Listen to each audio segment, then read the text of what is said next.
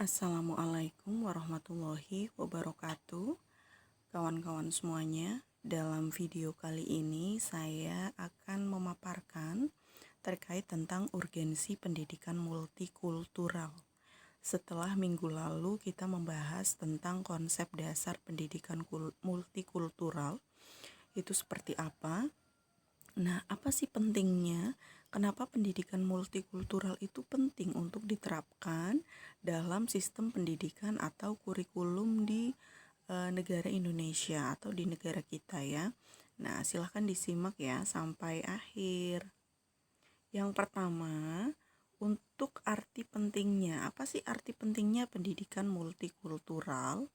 Ya, pendidikan multikultural dapat menjadi elemen yang kuat dalam kurikulum Indonesia untuk mengembangkan kompetensi dan keterampilan hidup atau life skills ya.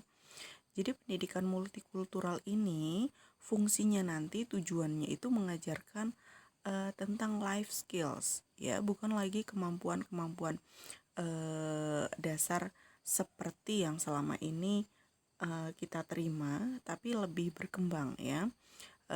Ya ini masuknya ke afeksi, tapi afeksi ini lebih berkembang karena nanti bagaimana kemudian kita mengimplementasikan apa yang kita dapat di sekolah atau mengembangkan nilai-nilai yang kita dapat di sekolah untuk kehidupan bermasyarakat ya. Masyarakat Indonesia terdiri dari masyarakat multikultur yang mencakup berbagai macam perspektif budaya yang berbeda.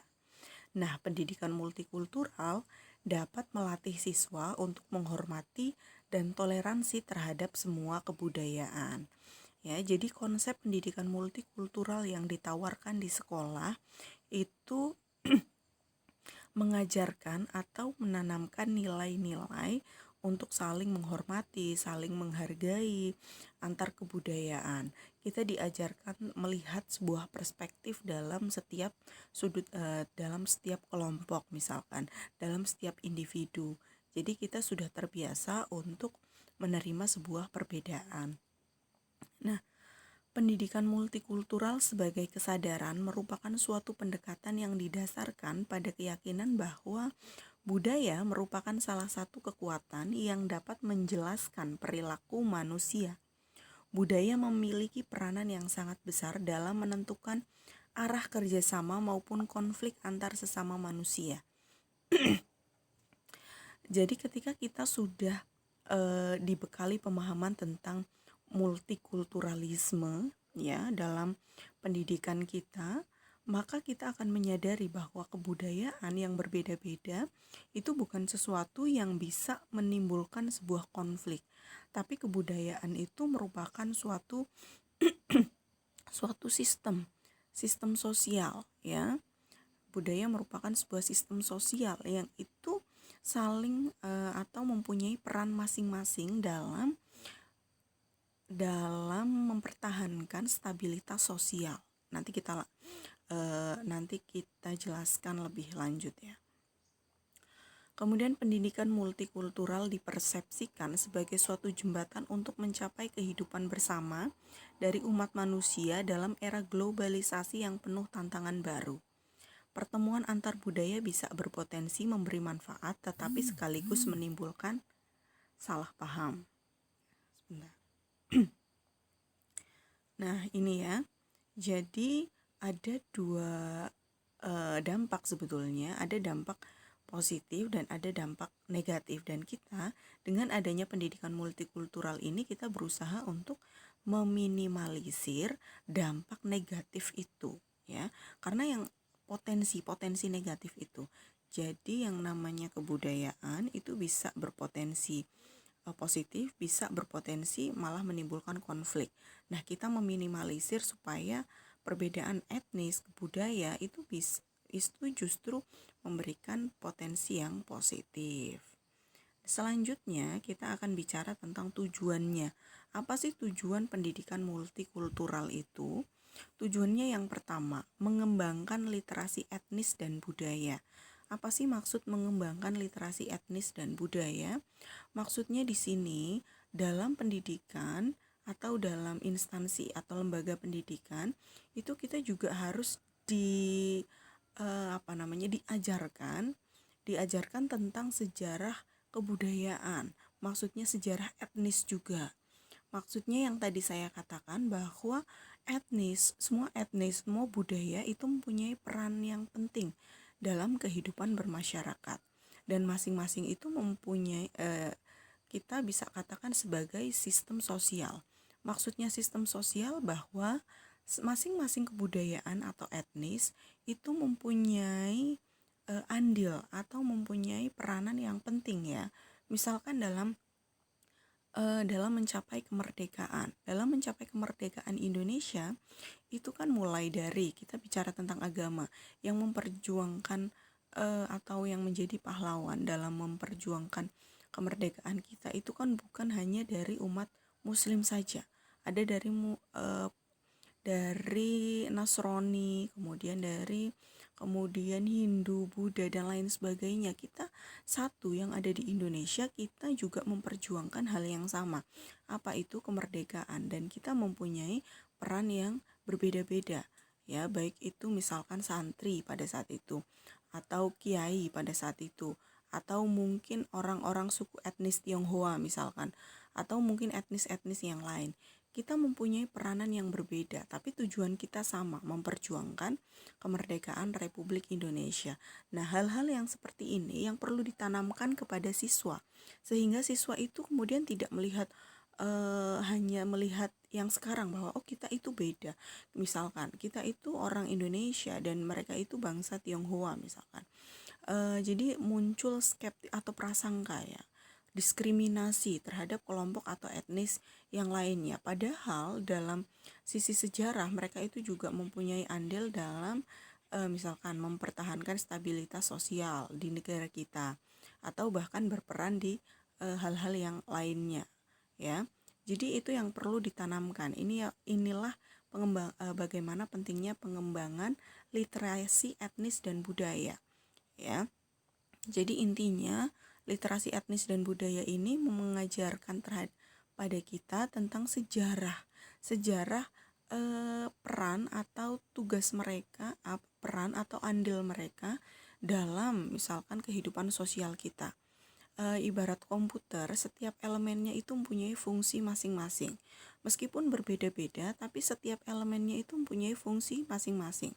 Kalau salah satu elemen itu diambil, maka komputer tersebut atau laptop tersebut itu berpotensi tidak akan bekerja dengan baik. Sistem sosial pun sama seperti itu.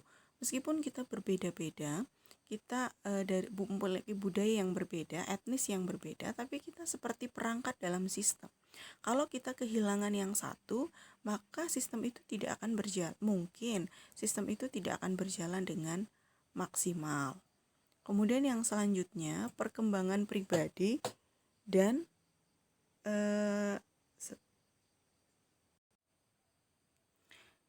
untuk poin yang kedua ini maksudnya adalah bahwa dasar psikologis pendidikan multikultural itu menekankan pada pengembangan pemahaman diri yang lebih besar, konsep diri yang positif, dan kebanggaan pada identitas pribadinya.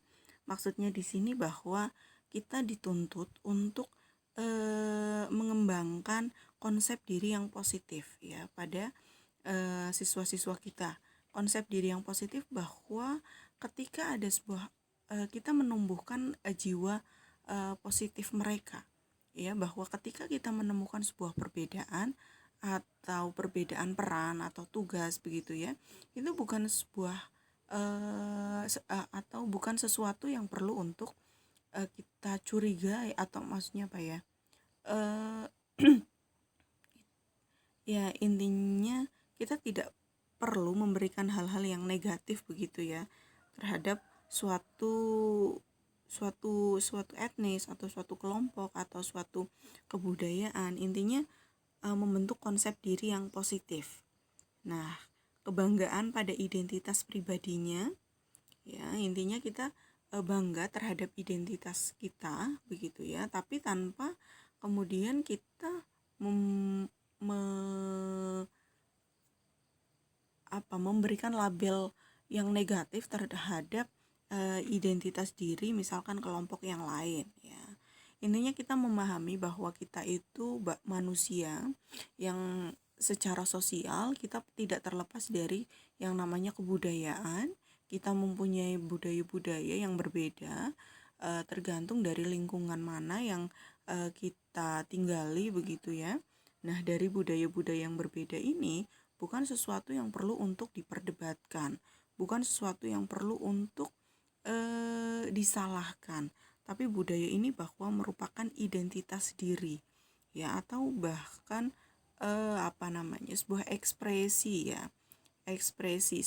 Misalkan setiap orang kan punya ekspresi yang berbeda-beda. Apakah ekspresi itu salah? Ya nggak salah begitu ya. Yang paling penting kita bisa memahami bahwa setiap orang itu punya ekspresi yang berbeda-beda. Si A begini, si B begini. Nah, itu yang perlu untuk dipahami. Dan yang terpenting bahwa nilai-nilai ini itu diharapkan mampu kemudian nanti ketika kita sudah dilatih ya di sekolahan, di sekolah itu kita sudah dilatih untuk bisa menerima perbedaan, untuk tinggal bersama, atau untuk bisa memahami bahwa kita itu terdiri dari banyak budaya, etnis. Budaya itu kan macam-macam ya. Budaya, etnis, agama, begitu. Di sekolah kita sudah punya basic pemahaman yang seperti itu. Maka ketika kita keluar di masyarakat, kita akan bisa memahami ternyata di masyarakat itu pun juga sama. Kita semua berbeda. Kita punya kelompok yang mungkin berbeda perspektifnya dan lain sebagainya. Jadi kita lebih bisa menghargai. Intinya pendidikan multikultural ini melatih siswa-siswa untuk menerima perbedaan. Maksudnya dilatih untuk bisa memahami perbedaan-perbedaan yang ada. Kemudian memiliki wawasan kebangsaan yang kokoh. Ini jelas ya. Ketika kita belajar tentang multikulturalisme, maka ini juga akan membantu kita untuk mengetahui kekayaan budaya bangsa.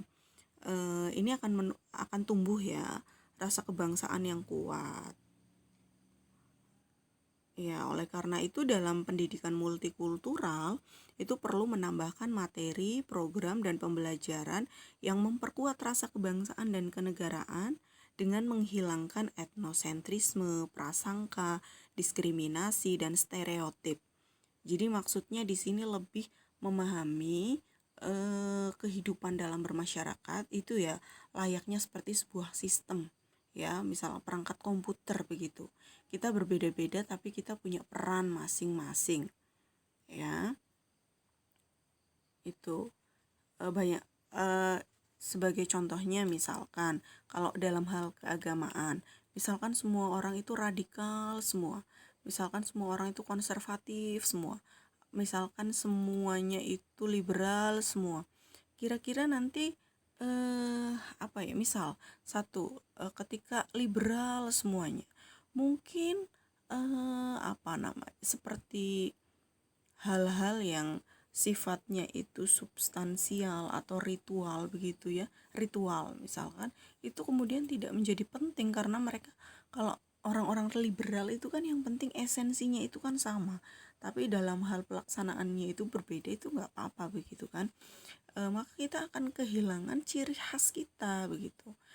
Jadi untungnya ada orang-orang misalkan yang konservatif begitu ya, mereka masih mempertahankan yang namanya simbol, kemudian ritual sebagai sebuah simbol ya, identitas diri itu kemudian menjadi penting. Nah, kalau orang-orang misalkan kelompok-kelompok seperti itu hilang begitu, ya kemudian kita juga akan kehilangan seluruhnya. Mungkin juga ada ada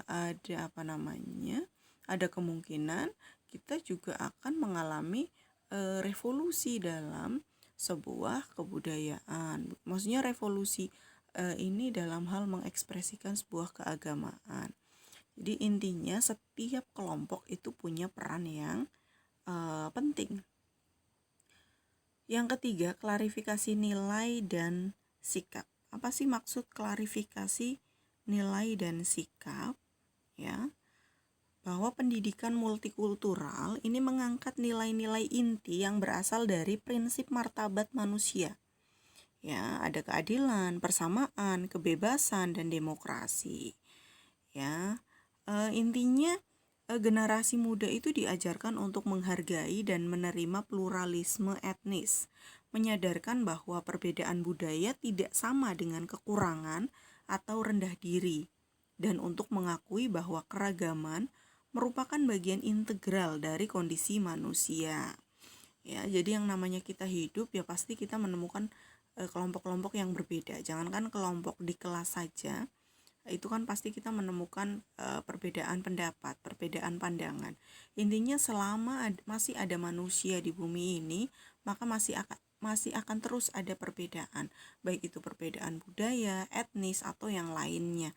Itu yang perlu untuk disadari. Nah, nilai-nilai ini yang kemudian nanti akan diwujudkan dalam sebuah sikap. Sikap apa? Sikap toleransi, sikap menghargai. Nah, begitu. Kemudian yang selanjutnya, kompetensi multikultural dan kemampuan dasar. Ini jelas ya, ketika kita diajarkan tentang multikulturalisme di sekolah, tentunya kita juga akan mempunyai kompetensi multikultural. Multikultural itu maksudnya apa? Bahwa kita mempelajari bagaimana berinteraksi dan memahami orang yang secara etnis, ras, kultural itu berbeda dengan diri kita. Nah, ini bagaimana kita memahaminya. Nah, itu yang kemudian menjadi hal yang penting. Kemudian kemampuan dasar. Kemampuan dasar di sini tujuannya itu untuk memfasilitasi pembelajaran, melatih kemampuan dasar dari siswa yang berbeda secara etnis. Ya, maksudnya bahwa kita memahami gaya belajar kita itu seperti apa, ya. Maksudnya kita tidak dipaksakan untuk mengikuti gaya belajar siswa yang lainnya. Bagaimana kita belajar, bagaimana kita memahami sebuah materi, itu kita menjadi diri kita, betul-betul menjadi diri kita. Tidak kemudian dipaksa menjadi orang lain. Berarti kalau begitu, pendidikan multikultural ini juga mengenalkan pada diri kita bahwa oh, kemampuan saya itu di bidang A, oh, bakat saya itu di sini. Tanpa sekolah itu kemudian memaksa kita untuk menjadi sama. Maksudnya sama misalkan dalam kita harus sama secara kognisi, kita harus sama secara intelektual, akademis begitu ya. Tidak. Jadi pendidikan multikultural itu betul-betul mengembalikan kepada diri kita bahwa oh ternyata saya itu gaya belajarnya seperti ini. Oh, ternyata kemampuan saya itu lebih dominan di arah A, B, dan C dan lain sebagainya. Itu ya. Dan yang kelima, yang terakhir, memperkuat pribadi dan reformasi sosial. Maksudnya apa? Ini yang tadi, bahwa proses perubahan yang ada di sekolah itu diharapkan pada akhirnya itu dapat meluas ke masyarakat. Nah, itu tujuannya ya. Silakan untuk dipahami. Yang selanjutnya itu tentang fungsinya. Fungsinya menurut The National Council for Social Studies, fungsi pendidikan multikultural itu ada 4. Yang pertama, memberi konsep diri yang jelas. Ya, tadi sudah dijelaskan bagaimana maksudnya. Yang kedua, membantu memahami pengalaman kelompok etnis dan budaya ditinjau dari sejarahnya. Ini sama, kita belajar tentang sejarahnya itu bagaimana ya, kelompok-kelompok tersebut atau budaya-budaya yang ada. Maka kita akan bisa memahami nilai-nilai yang ada di dalamnya. Kemudian yang selanjutnya, membantu memahami bahwa konflik antara ideal dan realitas itu memang ada pada setiap masyarakat. Ya, bahwa setiap masyarakat itu tidak bisa dilepaskan dari yang namanya konflik, itu jelas. Tapi bagaimana kita itu bisa meminimalisir. Kalau menghilangkan itu tidak mungkin. Selama masih ada manusia, masyarakat, konflik itu akan tetap ada. Tapi bagaimana kita bisa meminimalisir, itu yang kita pelajari, ya. Kemudian yang selanjutnya, membantu mengembangkan pembuatan keputusan, decision making, dan partisipasi sosial, dan keterampilan dasar. Ini tadi kepotong ya. Itu yang tadi saya jelaskan bagaimana mengembangkan pembuatan keputusan. Keputusan itu kemudian ya misalkan suatu etnis atau kelompok atau budaya itu salah atau benar, maksudnya salah atau benar bagaimana sih kita itu bisa menerima mereka dari sudut pandang mana dan alasannya apa, hal-hal yang seperti itu, tapi mengarah ke sisi yang positif begitu ya. Partisipasi sosial itu juga sama, bagaimana kita bisa hidup berdampingan, saling bekerja sama satu sama lain, dan yang terakhir keterampilan dasar. Keterampilan dasar dalam bermasyarakat. Oke, demikian terkait dengan urgensi pendidikan multikultural. Apa sih pentingnya pendidikan multikultural? Nah, untuk pertanyaan-pertanyaan yang sudah disampaikan, saya sampaikan secara global penjelasannya ya.